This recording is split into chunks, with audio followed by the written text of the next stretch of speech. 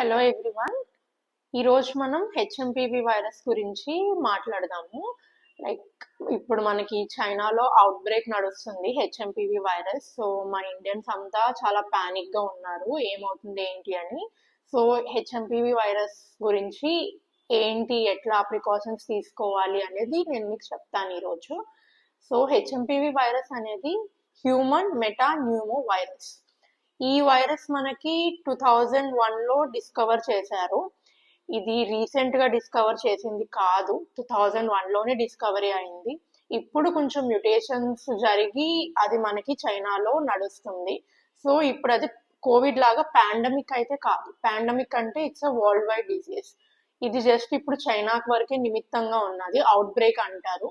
Out break అంటే expectation కంటే ఎక్కువ కేసెస్ రావడాన్ని అవుట్ బ్రేక్ అంటే. అంతా ఫుల్ అయిపోయినాయి చైనాలో అని చెప్పి కొంచెం పానిక్ క్రియేట్ చేస్తున్నారు. But nothing like that.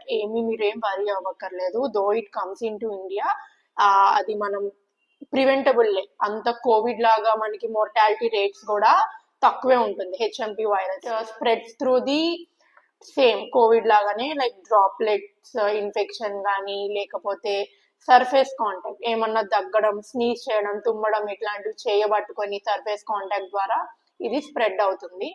Incubation period వచ్చేసి 3 to 6 days ఉంటుంది ఇంక్యుబేషన్ పీరియడ్. సో ఆ పీరియడ్ లో కొంచెం జాగ్రత్తగా ఉండాలి. సో ఈ హెచ్ఎంపివి వైరస్ మెయిన్ గా రెస్పిరేటరీ ట్రాక్ట్ ఇల్నెస్ ఏనండి. ఇట్స్ లైక్ సిమ్టమ్స్ వచ్చేసి similar to any other virus. మనకి ఇండియాలో చాలా సార్లు ఇన్ఫ్లుయెన్జా అవుట్ బ్రేక్స్ వచ్చినాయి.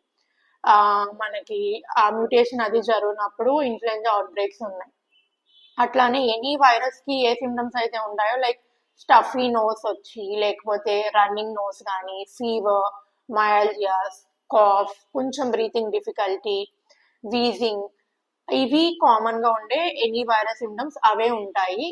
సో దీనికి ప్రివెన్షన్ ఎట్లాగానంటే సేమ్ యాజ్ మనం ఏమైతే కోవిడ్ లో మనం ప్రికాషన్స్ తీసుకున్నామో, like getting sanitise, wearing mask and keeping your immunity up to the level, ఇది మనం చేసుకునే ప్రివెంట్. ఇది ఏ ఏజ్ గ్రూప్ లో చూస్తాము అని అంటే మోస్ట్లీ పిల్లల్లో and elderly age group more than 65 years, and also in immuno compromised patients like diabetes uncontrolled గా ఉన్న వాళ్ళకి, హెచ్ఐవి, లేకపోతే ఆటో ఇమ్యూన్ డిసీజెస్ ఉన్న వాళ్ళకి, ఇవి లేకపోతే వేరే హెల్త్ కండిషన్స్ కి స్టిరాయిడ్స్ వాడుతున్న వాళ్ళలో ఇది కొంచెం ఎక్కువ మనం చూస్తాం. సివియారిటీ అనేది 3 to 5% కేసెస్ లో మాత్రమే సివియారిటీ చూస్తాము.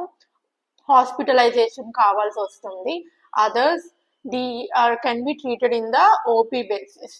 దీనికి ప్రెసెంట్ ఎటువంటి మెడిసిన్స్ కానీ, ఎటువంటి వ్యాక్సిన్స్ కానీ ఏమీ అవైలబుల్ లేవు. ఓన్లీ మనం సిమ్టమేటిక్ గా ట్రీట్ చేసుకుంటే వెళ్ళడమే. కాఫ్ అంటే కాఫ్ కి, ఆయాసం ఉంటే ఆయాసానికి. But there are as of no ఏమి అవైలబుల్ మెడిసిన్స్ కానీ, వ్యాక్సిన్స్ కానీ ఏమీ లేవు. So I suggest prevention is better than cure. So మనం ప్రివెన్షన్ మెథడ్స్ తీసుకోవడం అనేది important. So I suggest all of you to maintain the healthy respiratory care, like preventive measures like keeping mask and keep hand washing, all these techniques ఇవి follow చేయమని suggest చేస్తాం. Thank you.